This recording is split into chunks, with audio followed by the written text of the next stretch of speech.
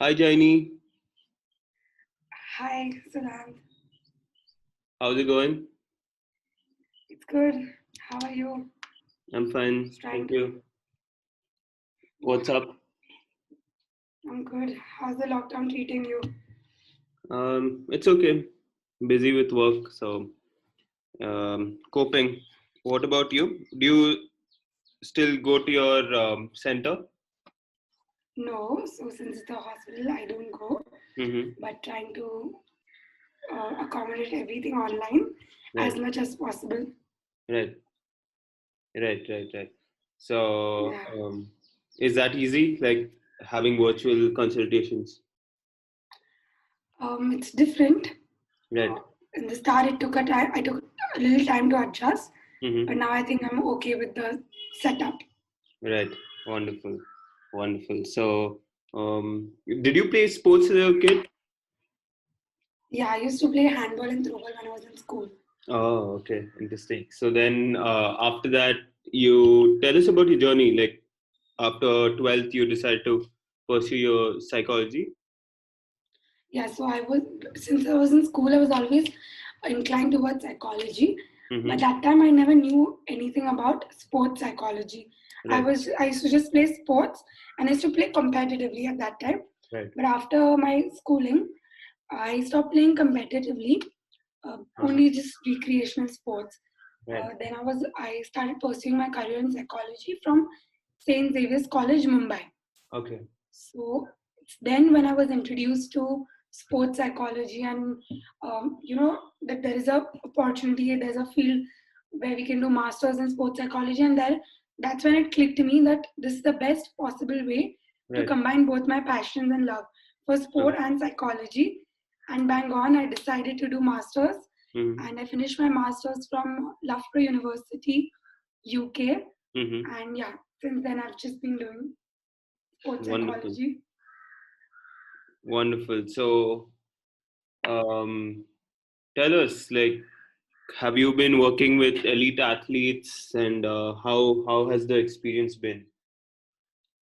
So I don't have a direct first-hand experience with elite athletes, Sure. but definitely I can give you some insights into how is it to work with an elite athlete. Sure.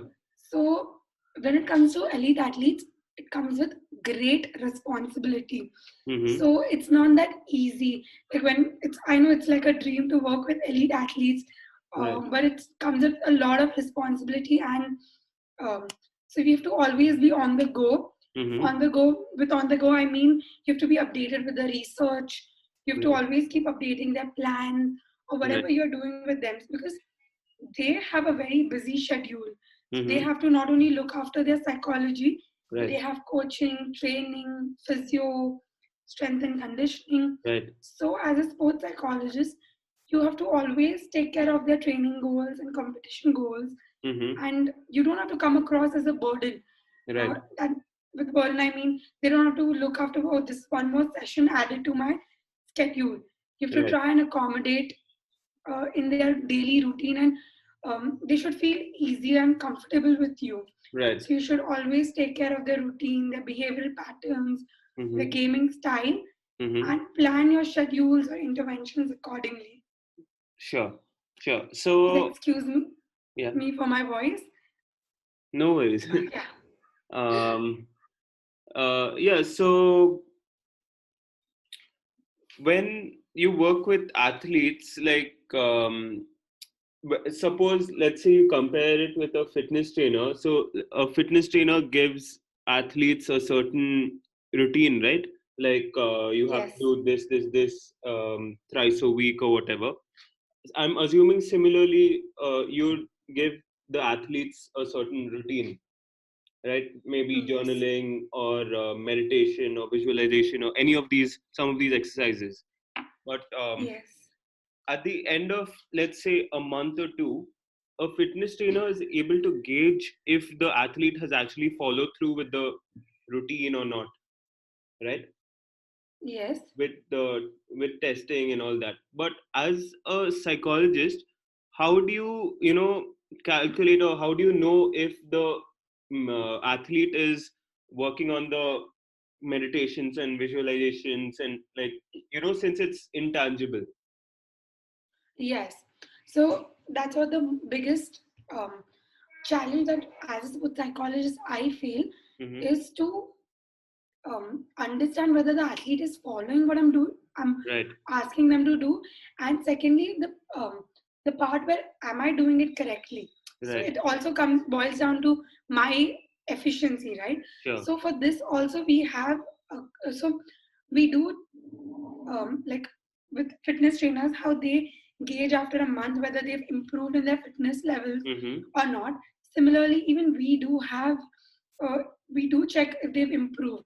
Right. So if for if for example, let's say breathing exercises. So Mm-hmm. if I've asked an athlete to do a few breathing exercises thrice a week, and to see if the athlete is following the routine or not, Right. I do check on them through emails, texts, continuous Sure. Sure. um, feedback is given to the athlete and taken from the athlete, Right. as well as at the end of the month or whatever stipulated time we have decided, we Mm-hmm. do check if they have improved. So there Right. are small improvements. So if the athlete is following uh, the breathing exercises, we'll do see if that has affected their life in any aspect or their performance in any way. So Right. we do keep a check on that, Mm-hmm. and that are small improvements that as a sports psychologist, I have to see whether Right. they have improved or not. So Sure. sometimes these might be very negligible, or a normal fitness trainer might not be able to see. But Right. as a sports psychologist, that's what my role is, to see the small improvements and the small changes. Sure. Could be behavioral change or could be Right. a change in the thinking pattern. Mm-hmm. But that's Right. my duty to see how they do it. Mm-hmm. And yes, we do incorporate testing. So Right. we do have psychometric testing that Mm-hmm. we do with the athletes to see their improvement. Sure.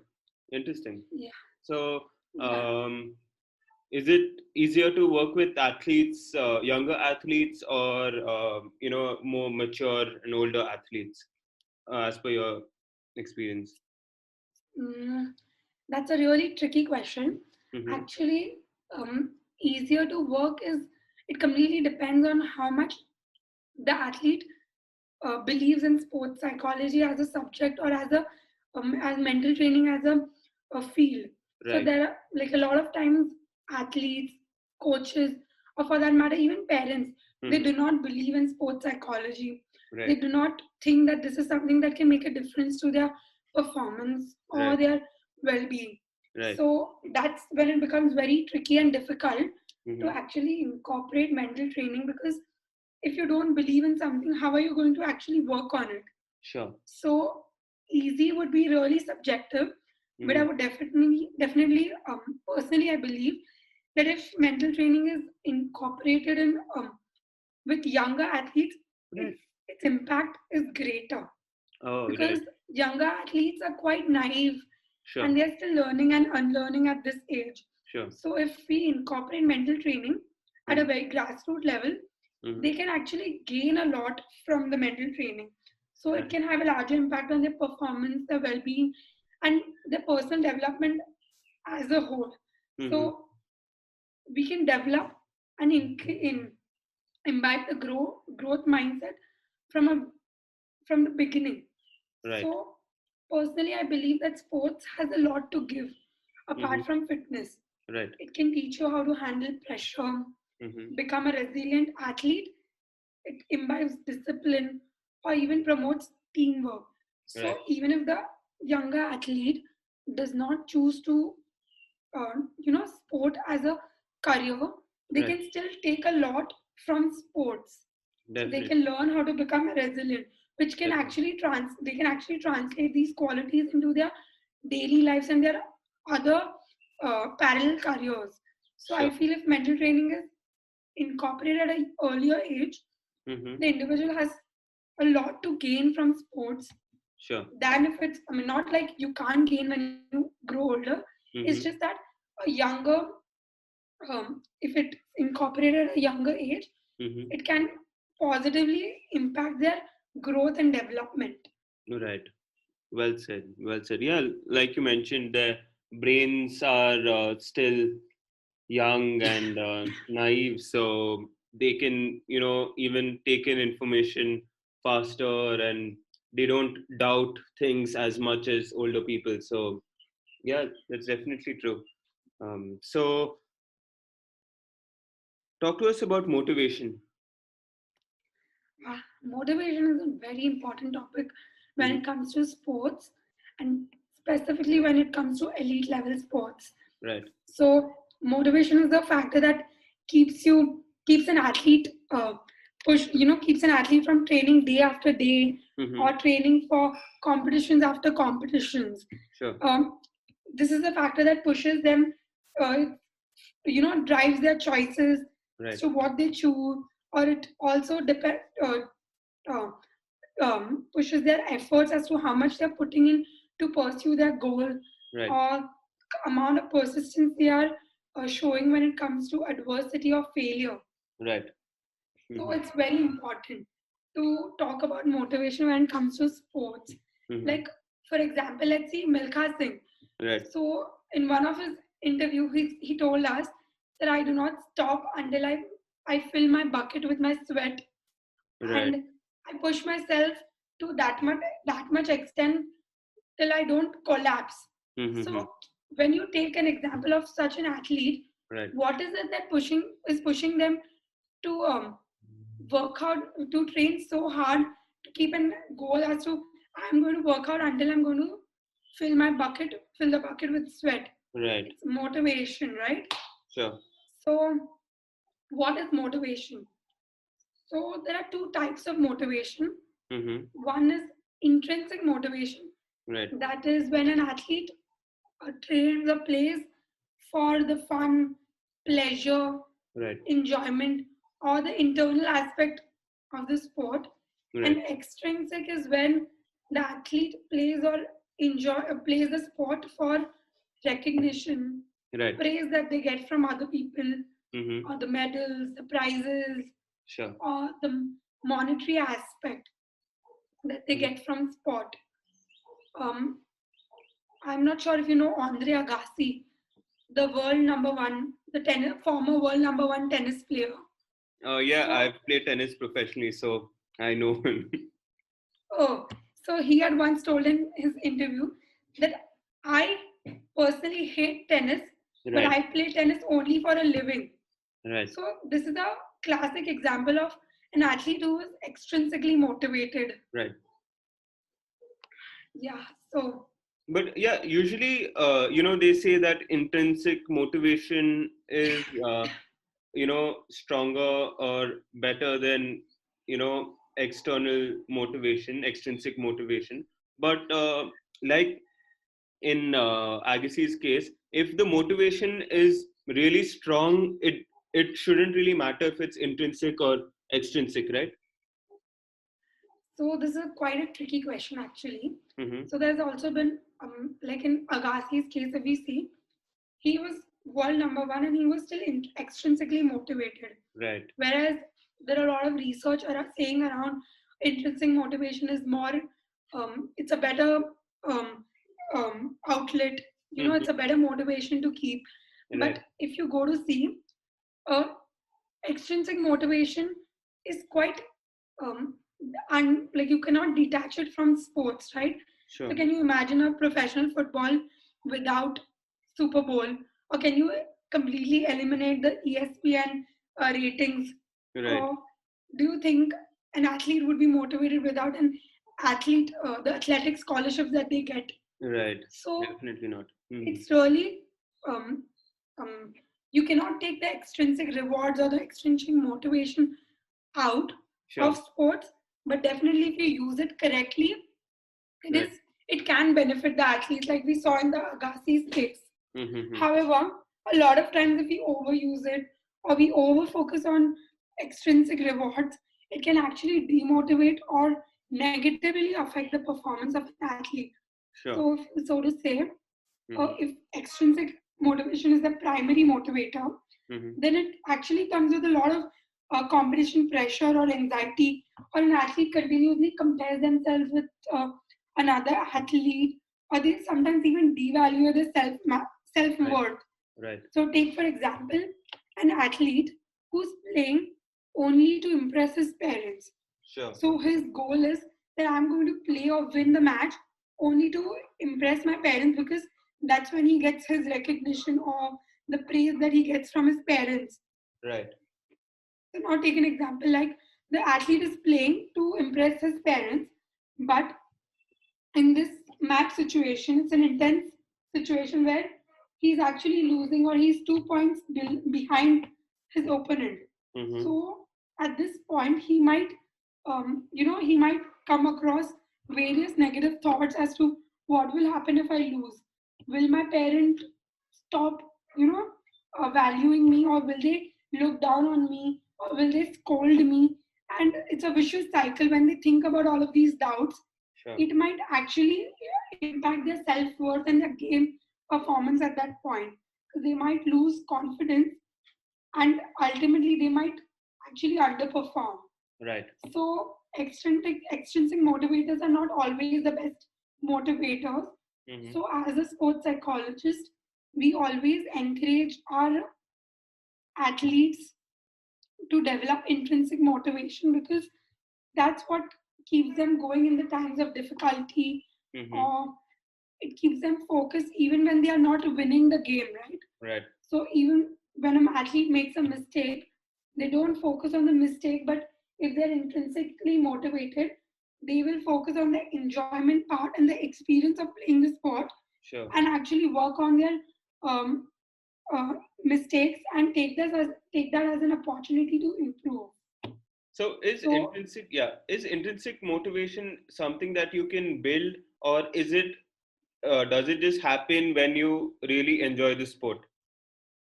no, that's something that we can always build.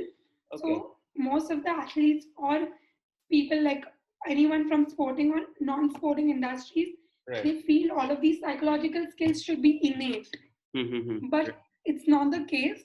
These skills can always be developed, Mm-hmm. and the skills can, like with the help of a sports psychologist, you can actually focus on developing the skills. So intrinsic motivation can be developed over time. Sure. So you might start off as playing the sports because you enjoy, but then when you start playing competitively, you Right. might start liking the rewards or the recognition you get. You start liking that more and you play for the sport for Right. that. But eventually you realize that these rewards are actually not motivating you enough, and Mm-hmm. now you want to actually want to build intrinsic motivation. Then you can always build, with the help of a sports psychologist, you Right. can always build intrinsic motivation. Right. Interesting. So, how do you keep it up?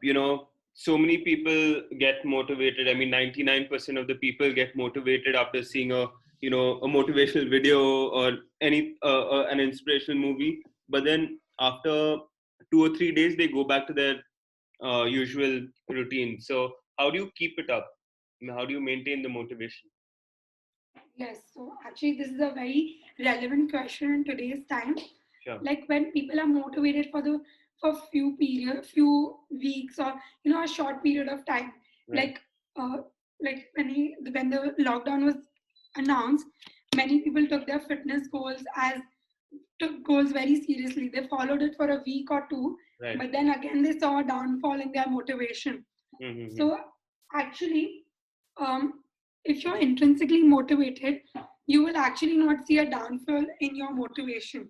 Right. Ideally, you will be motivated for a longer period of time, because you don't work for an you are not working out, or you're not playing a sport for a particular goal. Like you're not playing for a particular competition or a particular tagline. Like if you become number one and then you lose motivation. No, Sure. when you're intrinsically motivated, you play because you enjoy the sport, right? Right. So you are not going to stop enjoying the sport after one particular competition or after a week. But that's not the case when you know majority you are not always intrinsically motivated. So Sure. what do you do to keep up the motivation for a long period of time?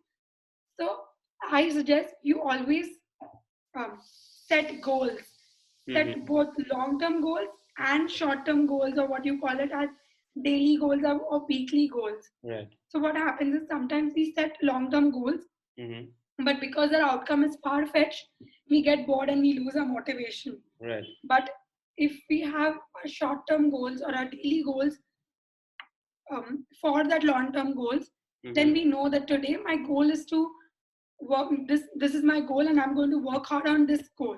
Sure. So you don't actually lose your motivation because for each day you have a different goal. Right? So you set short-term goals so that it directs your motivation, it directs your long-term goal. So when you have broken down your long-term goals into series of short-term goals that are specific as well as challenging, it will actually help you track your progress. And every day you will have something to look back to. Right. So today, if your long-term goal is to become fit, if you want to run 10 kilometers, definitely today you are not going to run 10 kilometers in a go, right? So if you think about when will I be able to run 10 kilometers, you will actually lose motivation because that will take time, right? It's a whole process to running 10 kilometers. So instead, if you have daily goals of running 500 meters today or 1 kilometer, you will actually be able to achieve that because that is challenging, but at the same time, it's specific and doable. Sure. So then at the end of the day, you will be motivated to run tomorrow because you know today I have run 1 kilometer and I was able to achieve that goal. So tomorrow I know I will be able to achieve that and maybe a little more than that. Right. You see?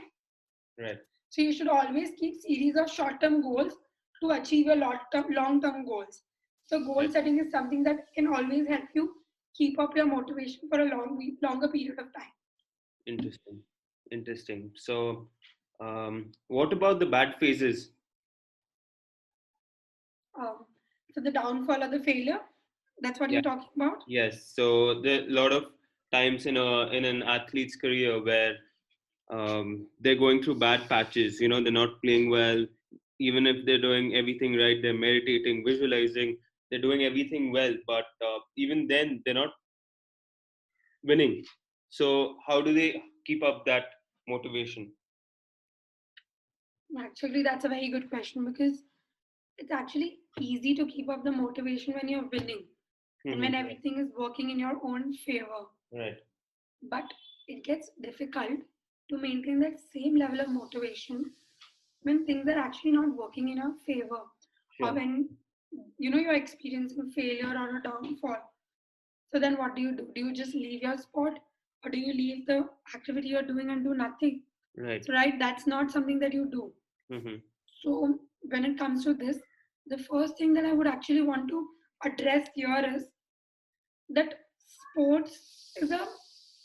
sports comes with winning and losing.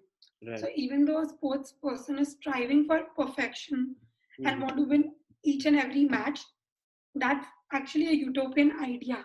Right. You cannot always win every match. Right. You cannot always experience success, right? Because success always comes with failure. Right. Or when it comes to sport, losing is inevitable. You cannot run from losing, or you cannot decide that, okay, I'm starting to play tennis today, and I'm not going to lose even one match. I want to lose each and every match, and the day I lose a match, I'm going to stop playing that sport, right? That's unreasonable to think. Definitely. So even when you take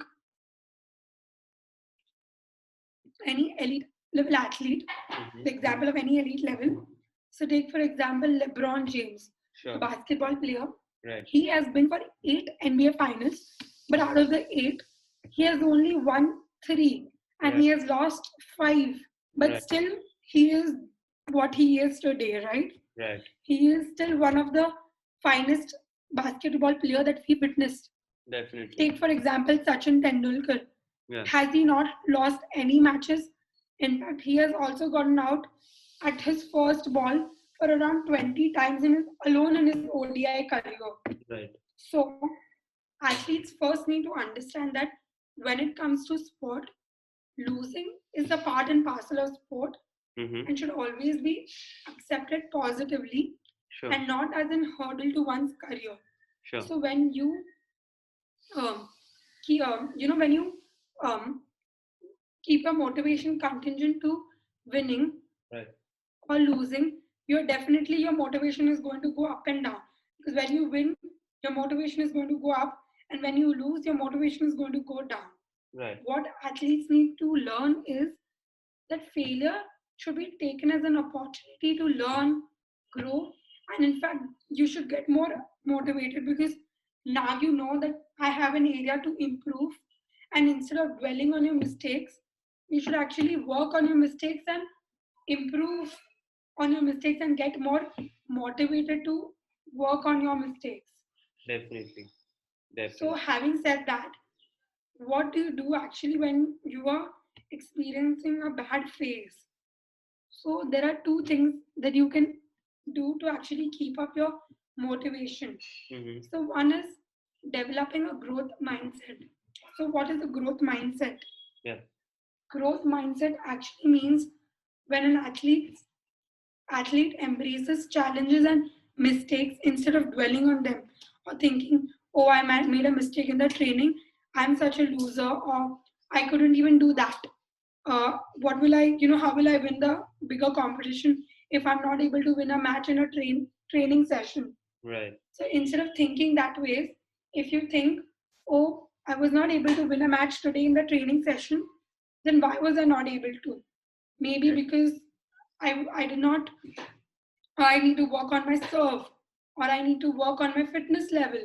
Right. So you focus on that and you try to improve on your mistakes or on your shortcomings instead of actually thinking about that and negatively thinking about that or negatively uh, giving feedback to yourself because of one mistake or one loss. Mm-hmm. You should always have a growth mindset because that will always help you keep up the motivation because you always have a target to achieve, right? Sure. And second is always focus on the process. Mm-hmm. So what happens is when athletes are going through wrong, negative, bad phases or negative phases, they get preoccupied with the results or the outcome, Right. and they start thinking about when will I win a competition? I'm not winning one, Definitely. or when will my ranking on the board change? When will I go on? When will I increase my ranking? Mm-hmm. And they actually get restless with that, Yes. and they lose motivation. Right. And they start evaluating their abilities when they're actually not getting any outcomes or they are not experiencing any positive uh, results um, of their task of their Right. um, efforts. Right. So they actually negatively try to evaluate everything, and they negatively try to evaluate their abilities, which Right. in turn actually negatively affects their motivation. So Sure. that's one thing that athletes should remember. Mm-hmm. That is, focus on the process and not the outcome.